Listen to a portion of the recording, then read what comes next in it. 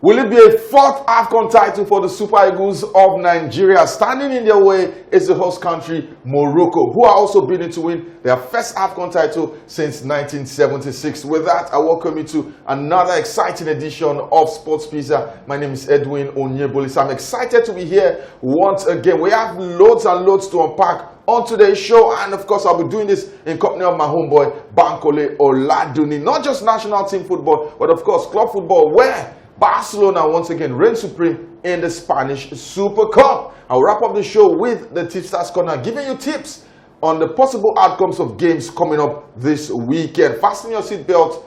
Let's go on a short break. When we return, we'll dive straight into action.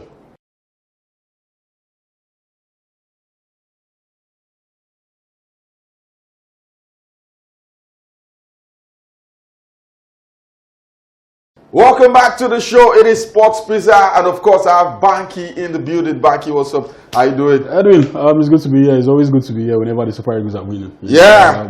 We are going to start off in an exciting manner, and we're going to head into the semi-finals against Morocco, also in an exciting manner, especially when you consider our performance, against Algeria, an Algeria team that a lot of people touted, including myself, to be, one of the difficult sides that we will be facing at the AFCON. But you look at how we dispatched them with relative ease. They had 3 shots, 0 on target. And, I think with that sort of dominance, we can go into the Morocco game feeling a bit confident that we will be making the finals of the 2025 AFCON. Was it more of the Super Eagles being extremely good, or it was Algeria being poor? I think it was the Super Eagles being extremely good. I think the levels at which we displayed in that quarterfinal game, it was a level I don't think I've seen from Nigeria in a very long time. And I think it's down to the system Eric Chell is currently using, and maybe the personnel also, the form of Wilfred Ndidi and Frank Oyeka in this tournament, especially in that game. I think it was what helped us. Whatever transition, whatever counter attack, the Algerians were trying, to even manage to come up with, sniffed out, by both Ndidi and Oyeka, and even our fullbacks, Bruno Oyemechi and Bright Osai Samuel, had probably their best game in the Nigerian colours. So I think it was more of the Super Eagles playing at a level above every other person in the Algerian national team. Riyad Mahrez looked more like Chukwueze, and I think it was not about the Algerians being bad. It was not about the Algerians having a poor game. It was Nigeria just being utterly dominant. How impressive has Eric Chell been in this tournament? Very impressive. I think I'll give him an 80 over 100. Because the reason why I'm not giving him higher than that is probably because of his in-game management. But in terms of setting up a starting level, a starting system, that can nullify, the strength of your opponent and also amplify the strength of your team, he has absolutely done that. You look at what Akwa Adams and Victor Osimhen are doing, complementing each other with Lookman also, taking advantage of the space that these guys are leaving behind while dragging in, defenders. So you look at all of that. Also you look at Alex Iwobi. He has been a revelation this tournament. You look at the role at which he's playing with the Super Eagles of Nigeria. It's a new role, for him. It's not even the role he's playing at Fulham. He's playing as a controller, a creative, or not the guy giving you the final pass, but the guy who would create how the final pass would come to be. Exactly.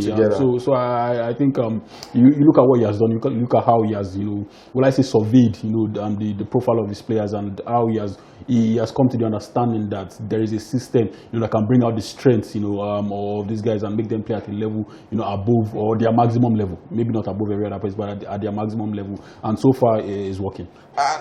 Let's talk about Victor Osimhen and Akwa Adams. And if you look at Osimhen's time with the national team, he's played with different profile of attackers. There was Boniface at some point. You have Kelechi Iheanacho. You also have the guy who's currently at Wolves, Tolu Aroko Dare. Times where he played with Ademola Lookman. But it feels like Akwa Adams is the perfect side guy for Victor Osimhen in that front two. Absolutely. And I think I made a tweet about it that the role Akwa Adams is currently playing, I've always believed that it was something that Kelechi Iheanacho would have been for us if he had continued on the trajectory he was at Man City. You look at the player who is very comfortable not being the main guy.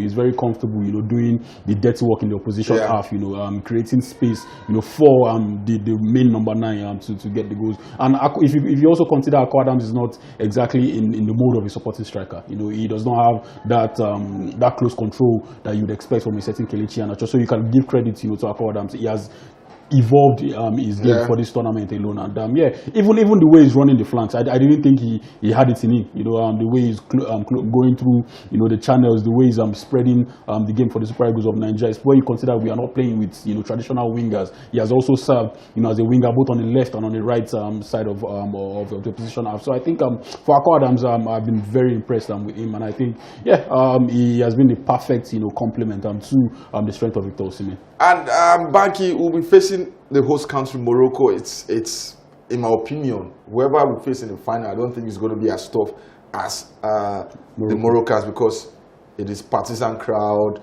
and stuff like that. But we're doing this without the captain, without someone who has been instrumental, Wilfred Ndidi.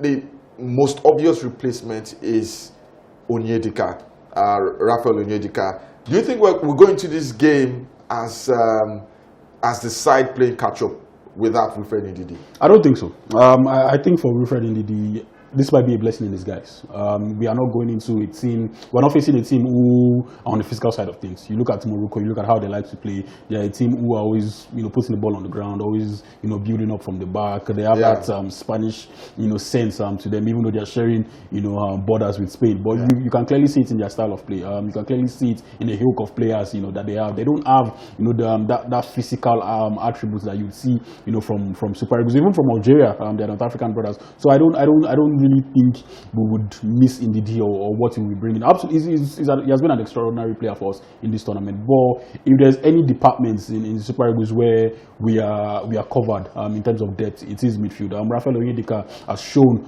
that he's capable, maybe not to the level of Ndidi, but the gap between Ndidi and Onyedika is not as wide as a lot of people are making it out to be. And when you are, I think, would be on the back foot against the Moroccans, and they would have the momentum with them. They would also have the 12th man, which is the crowd. So I think would be defending more in this game. This is a game where the Super Eagles would have to like dig deep defensively. And for Onyedika, who has shown that on the ball is quite intelligent, his decision making also has been really good. And if you look at his positional awareness, you know, in terms of taking spaces to start up counter attacks, I think this is a player who might just be a blessing, you know, for us in that game. I'm not saying Ndidi in that game would be bad. I'm just saying like Onyedika might give us the opportunity to test the Moroccans in a different way than what we have been doing. So I'm not really worried, you know, about Onyedika coming in for Ndidi. I think with Onyeka and Alex Iwobi, we still maintain a perfect balance in midfield.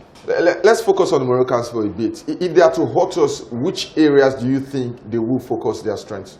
So my problem is the inconsistencies of our fullbacks. You know, I'm not sure. But Bright was fantastic. Yeah, but we've also seen Bright being rubbish. You know, that's the problem. So we don't know the Bright or Sai Samuel that would show up on the day against Morocco. We don't know the Bruno Onyemaechi that would show up on the day against Morocco. When you have that amount of pressure, like I said, this is a game where we would be on the back foot. You know, for the first time all through the tournament. The Moroccan sides are playing at home. The Moroccan sides have momentum. You know, the Moroccan sides to a certain extent also have, you know, better players. And I think with the likes of Brahim Diaz, who is playing on the left, who is playing on the right, so basically has a free role, you know, in the Moroccan team, is going to be quite difficult to curtail, you know, his strengths, you know, for the Super Eagles. So I think my worry, and it's not like it's keeping me up at night, you know. I still think Bright Osai Samuel and Bruno Onyemaechi, whatever version of them that shows up, I expect them to be able to deal, you know, with this threat. But my little worry is that it might be the inconsistent side of them that shows up. But I wouldn't be too worried about that. Hopefully we'll get to see their best versions. All right, let's talk about the referee and the Cameroon-Morocco tie. We saw some questionable calls from the central referee, and it raises a question about referees favoring the host country and the host team and blah blah blah. Should that give us sleepless nights? No, I don't even think in the game against Cameroon, I don't think the referee favored Morocco. I think it was just a case of incompetence, you know, and it affected both teams. As much as we want to talk about the pressure from the home fans, it is also something that the referee would feel. You know, the whistle from the fans at every 50-50 challenge, it would spur the referee to give, you know, unconsciously give certain decisions to, you know, the home team. But you look at what degree do you think it will affect? So that is why I'm saying incompetence. If you have a competent referee on the game, you'd see it at a minimal level. The referee is a human being. You cannot expect him to be perfect. You cannot expect him to ignore the noise of the crowd. If there's a 50-50 challenge and the noise from the crowd is, we even see it in the EPL.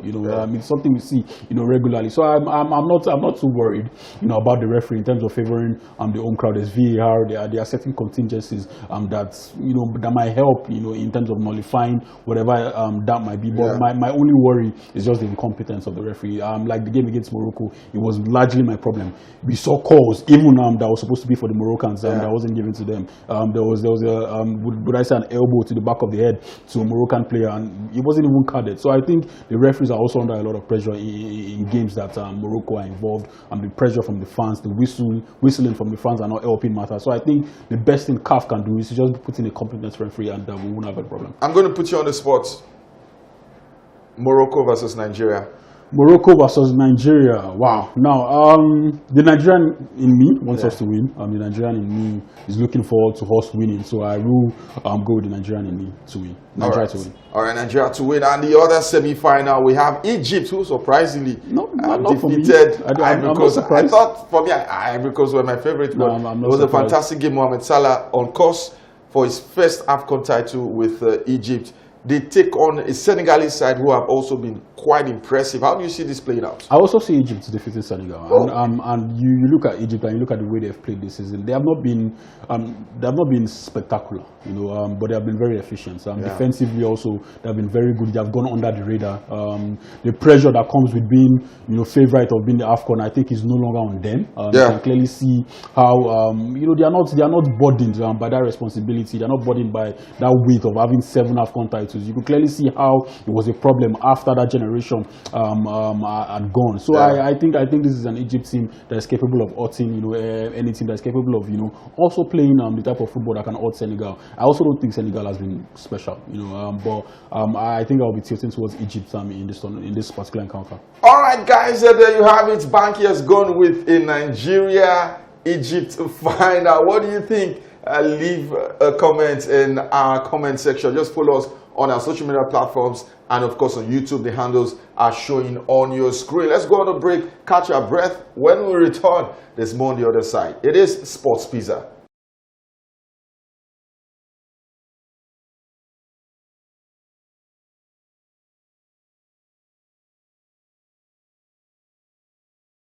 All right, welcome back from that short break. It is still Sports Pizza, Edwin and Bankole in the studio. Banky, let's leave international football and history to club football. The big one went down in Saudi Arabia. It was the Spanish Super Cup final, a 5-goal thriller.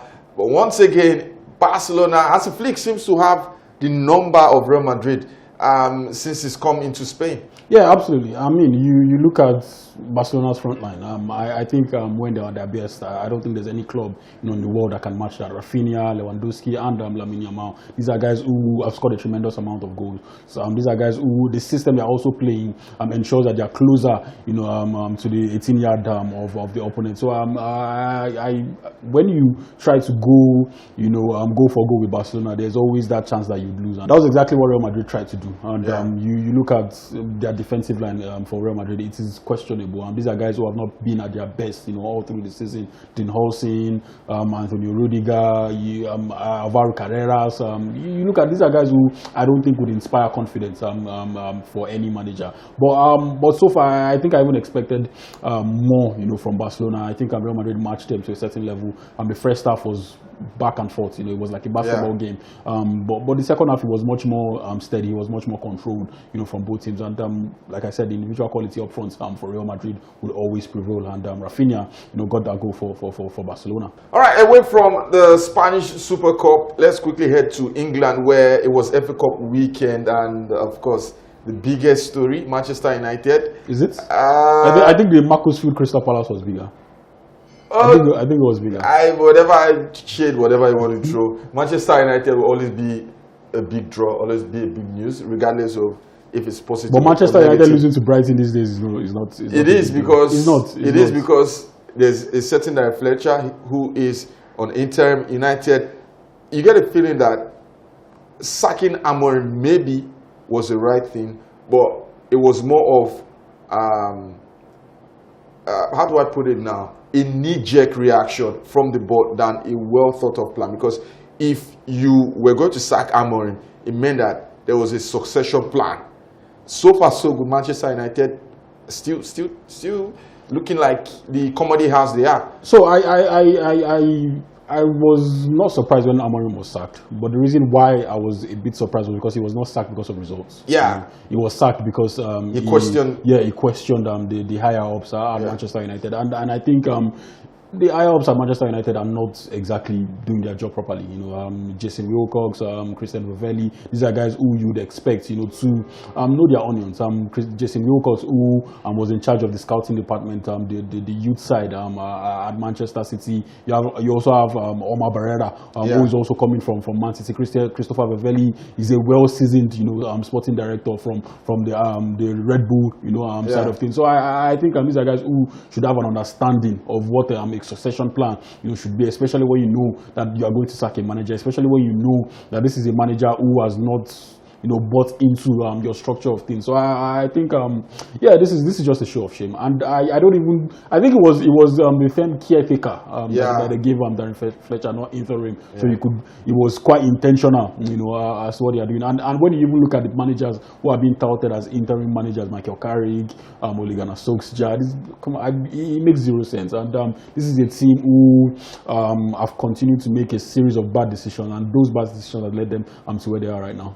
On the blue side of Manchester, the citizens, as they call themselves, they put 10 past Exeter in the FA Cup. 10-1 ended. Semenyo, what does it bring to the City side? We just saw a glimpse of that, but again, we saw a lot of positives. Yeah, like I said, he's an upgrade on whatever they have on the flanks. I think he's a better player than Doku. I think he's a better player than Savio. Really? Yeah, than Omar Mamouche. I think Savio, yes. I think he's a better player than Doku. I think he is. I think he is. In terms of being direct, in terms of having end products, you look at a player who can complement Erling Haaland. I think Semenyo is also, in terms of versatility, he can play on the left, on the right, even as a backup, for Haaland. So I think this is a player who, if Man City has to have a go at Arsenal for the Premier League title, is going to be heavily involved. It's going to be very significant in their quest for winning the Premier League title. So he is going to be an improvement for City. I quite like Semenyo, although his decision making can be quite questionable.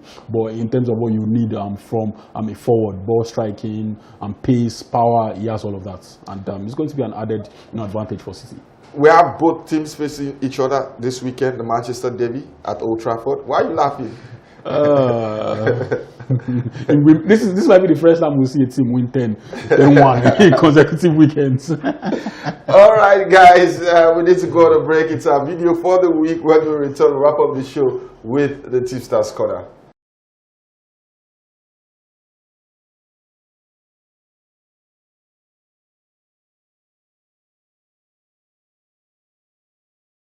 Welcome back to the final phase of the show. It's time for the Tipsters Corner. We have two games for you, one in the Premier League and one from the German Bundesliga. We have the Manchester Derby and, of course, RB Leipzig hosting Bayern Munich. Manchester United against Manchester City at Old Trafford, so you might want to tilt towards caution. So it's not going to be a 10-1. You might be seeing something lesser than that. but I think it's going to be a game that Man City would win, but if you want to edge your bet, you might go with the double chance over 1.5. But I think this is a game that Manchester City would be winning. City winning that half, 1 up for City over 1.5. I'm not really sure about both teams to score. United have not, I don't think they have shown that level of consistency in terms of going forward. Sesko is always blowing hot and cold. Yeah. Maybe the introduction of Ahmad and Mbeumo might also bring up something, but I think you should be tilting towards City in this particular encounter. For Leipzig against Bayern, just like Ahmad and Mbeumo coming in for United, Diomande will be coming in for Leipzig. So this is a game that you might see both teams to score. Leipzig have been decent this season. I think they've been the only team who have posed a bit of challenge, a bit of chase, for Bayern Munich on top of the table. So, but at the end of the day, I still think Bayern will be winning this one. The first of this encounter at the start of the season was 6 or 5 in favor of Bayern, and Harry Kane is scoring goals, for 4. So I think this is still going to be Bayern. The over 2.5 definitely looks like something that might pop up for this game. Both teams to score and over 2.5. Bayern win and over 2.5 also. Just go towards goals for the Leipzig Bayern game. And this is where we drop anchor on today's edition of the show. I'm sure you had so much fun with us. It's not too late to say Happy New Year. It's still in the month of January. Welcome to 2026. Banky, always a pleasure doing this. Yeah, it's always good to be here, Edwin. And from me to our audience, have yourself a lovely, lovely weekend. And from me, Edwin Onyebolise, do have a fantastic week and enjoy all the sporting actions coming up this weekend.